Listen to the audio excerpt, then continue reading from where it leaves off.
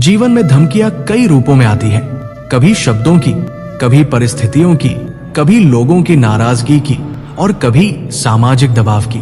परंतु सत्य यह है कि कोई भी धमकी आपका बाल भी बांका नहीं कर सकती। यदि आप ये 5 बातें हमेशा याद रखें तो पहली बात, सत्य का साथ कभी मत छोड़ो।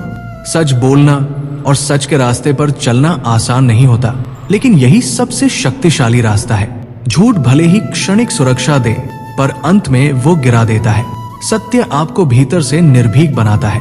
जब आप जानते हैं कि आप सही हैं, तो किसी की धमकी आपको डरा नहीं सकती।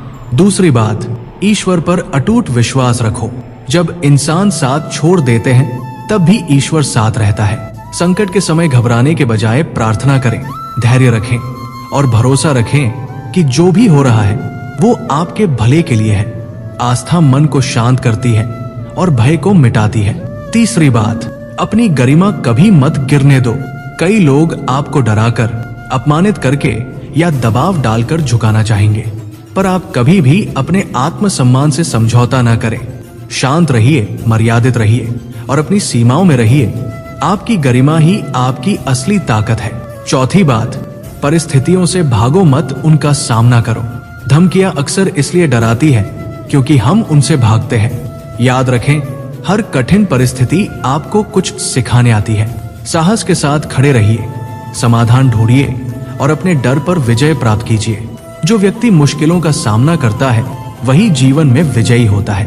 पांचवी बात, अपने मन को शांत और सकारात्मक रखो।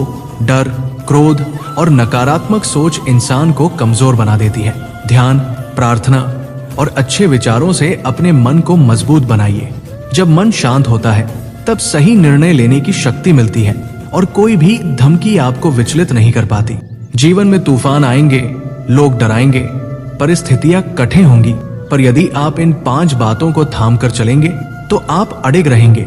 आपकी सच्चाई आपका कवच है, आपकी आस्था आपकी शक्ति है और आपका धैर्य आपकी विजय का मार्ग है। दोस्तों, आपको मेरे विचार अच्छे लगे हो तो कमेंट में ये जरूर लिखें। राधे राधे, धन्यवाद।